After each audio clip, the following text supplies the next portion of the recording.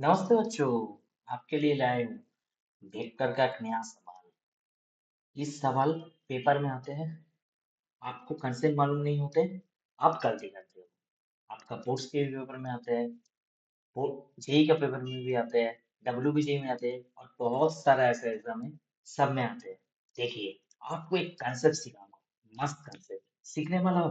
देखिए, मैं आपको सिखाने वाला हूँ एक नया कंसेप्ट, नया तरीका। कैसे करोगे इस सवाल को? जब भी ऐसा वाला सवाल आएगा, हमेशा एक चीज याद रखना, ये आपको आई कैप दे रखा है, ये आपको जे कैप दे रखा है, ये आपको के कैप दे रखा है और आपको बोल रहा है एक यूनिट वेक्टर है जो आई कैप के साथ पाई बाई थ्री एंगल कर रहा, जे कैप के साथ पाई बाई फोर एंगल कर रहा और के कैप के जे कैप के साथ पाई बाई फोर एंगल कर रहा और के कैप के साथ थीटा एंगल कर रहा। जब ऐसा वाला क्वेश्चन है, आपको हमेशा दिमाग में याद रहना चाहिए, ये तीनों एक्सिस के बारे में आप जानते ही हो। ये तीनों एक्सिस जो आपको कहलाता है, ये आपका एक्स एक्सिस है। चलिए, पिक्चर को बनाता है कलरफुल।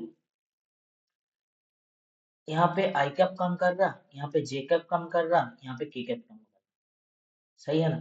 तो ये आपका एक्स एक्सिस है, ये आपका वाई एक्सिस है, ये आपका जेड एक्सिस है। और आपको पता है, यहाँ पे एक वेक्टर काम करता है और या तो लाइन काम करती है। यहाँ पे वेक्टर बोला है, मान लीजिए वेक्टर है, ठीक है, ये ओपी वेक्टर है, या तो यहाँ पे ए वेक्टर है।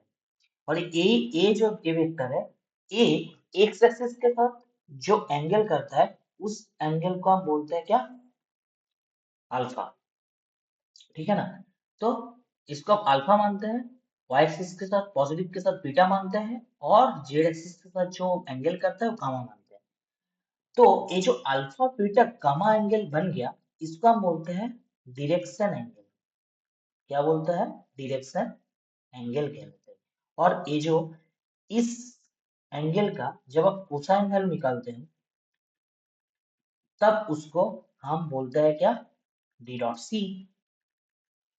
तो आपको तो यहाँ पे वही बोला है ना, ये वेक्टर है जो makes an angle pi by three है आई कैप के साथ, जे जे कैप के साथ आपका पाई बाई फोर है, के कैप के साथ आपका थीटा है।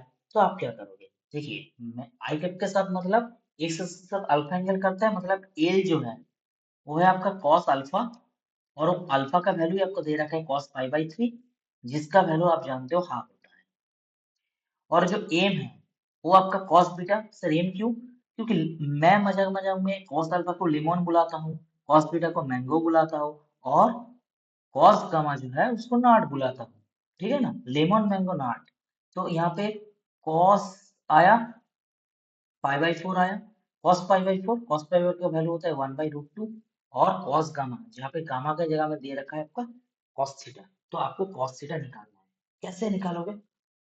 चलिए, आपको एक रिलेशन पता है, क्योंकि ये जो डायरेक्शन क्वेश्चन आपको दिख रहा है, इसका डायरेक्शन क्वेश्चन का स्क्वायरिंग सम हमेशा वहां आता है।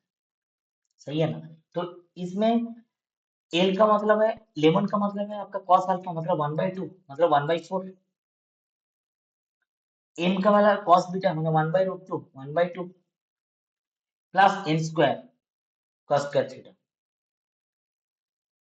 तो इसको जब आप कैलकुलेशन करोगे, यहाँ पे कॉस स्क्वायर थीटा का वैल्यू निकल के आएगा one minus one by four, इसको लिख सकते हो, और माइनस वन बाई टू, इसको टू बाई फोर भी लिख सकते हो। ठीक है ना? तो ए बन जाएगा आपका थ्री बाई फोर और ए बन जाएगा one minus three by four मतलब वन बाई फोर। और यहाँ पे बन जाएगा कॉस थीटा का वैल्यू प्लस माइनस हाफ। तो कॉस थीटा का वैल्यू जो प्लस माइनस हाफ होता है थीटा का वैल्यू। अगर आप प्लस हाफ लोगे तो पाई बाई थ्री आएगा। अगर आप माइनस हाफ लोगे तो क्या बनेगा? माइनस हाफ कहाँ बनता है?